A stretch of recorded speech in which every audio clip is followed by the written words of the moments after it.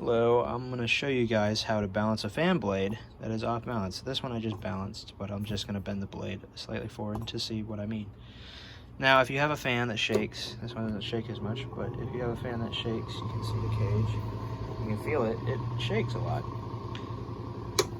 Now, it's really good at it. I can bend it back, but if you ever have an off-balance fan blade, it's usually because something's bent and not because it's out of balance, or there's a weight that's missing.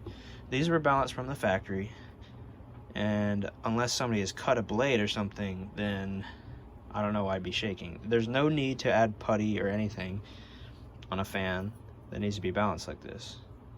It's just it's either bent out of line, like look. Let's see, I'll spin it again. Kind of fell. You see how that one hits?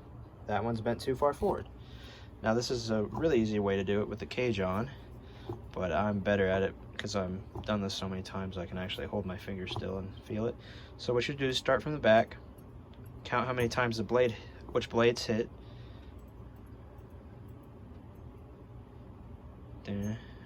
These two hit my finger and these two didn't. So since these two, you'll pick a blade that has no damage and is perpendicular or perfectly vertical from the center hub. Now this one and this one are horizontal. This one isn't, so I'm going to bend this one slightly back. This one slightly back. And now you can see one of them is hitting, or is really far back. Put my finger, bam, bam, bam, bam. This one is. So I'll just bend it slightly forward.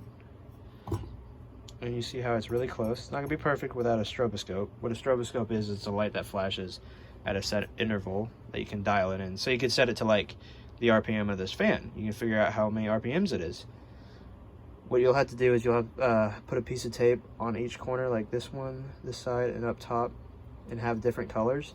And what you do is you set it to where all those colors align on one blade, so it flashes at this exact moment. Let's see, I'll just do an example.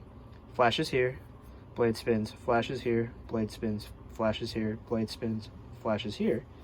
And it looks like it's still, but they're all showing up on this one blade. It's because a human can't process this information fast enough, so it looks like it's standing still. And that's how you figure out if it's out of clock. If you're doing this tutorial and you're wondering why your fan still shakes even though it's perfectly in line, it's because it's out of clock. Imagine these three stay the same. These blades are in the same position, but this one's pushed that way farther. If you have it perfectly aligned this way, like the pitch and everything, it'll still shake, and you'll be wondering if that happens. That means that one of your blades is out of clock, and there's no really way to do it to where you can actually feel it. You have to have a stroboscope to show you the front of the blade to be more accurate. If you want to do it yourself, you can buy a stroboscope. Don't get new ones.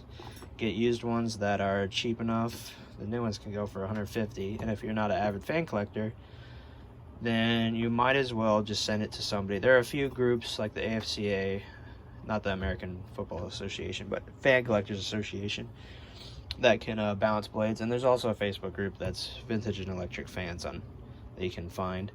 And there's a bunch of people that can help. That you can even ship your blade off to somebody. They can balance it for you. So there's a lot of resources. Let me get back at it though. I'll spin it, and since I have it really far aligned, I'm just going to do the front. You start from the back. Once you get the back pretty aligned, you'll start from the front, and then you'll see that some of these, since this one's perfectly pitched, I'm fine. But if you have the back aligned and the front, there's one really off, sometimes you have to adjust this pitch.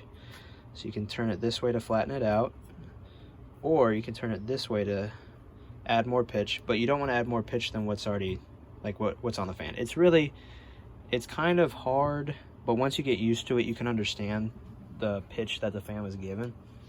Like if it's flat, then obviously it's wrong, and if it's flat this way, then it's obviously wrong. But if it's like about 20 degrees, kind of like that, it's pretty much fine. But you're gonna pick a blade with no damage that doesn't look like it's been messed up. If it blades flat, like if it fell on its face and all these blades were pushed back and flat, then you're probably gonna have to pick a pitch that is relatively fine, and then you'll have to make sure you don't pitch it too much to where it won't it'll draw too much current. But you'll start in the front of the fan, and since this one's really pitched really well, not many blades hit my hand, or multiple. There's only one that doesn't, and then you'll push that one back and then start from the back once you get the front done, and then you should be fine. But since this one's really good, it's easy. This is to get your fan relatively in balance. To get it really in balance, you have to have a stroboscope. But that's how you do it. Thank you for watching. I hope you enjoyed, and hopefully this helped.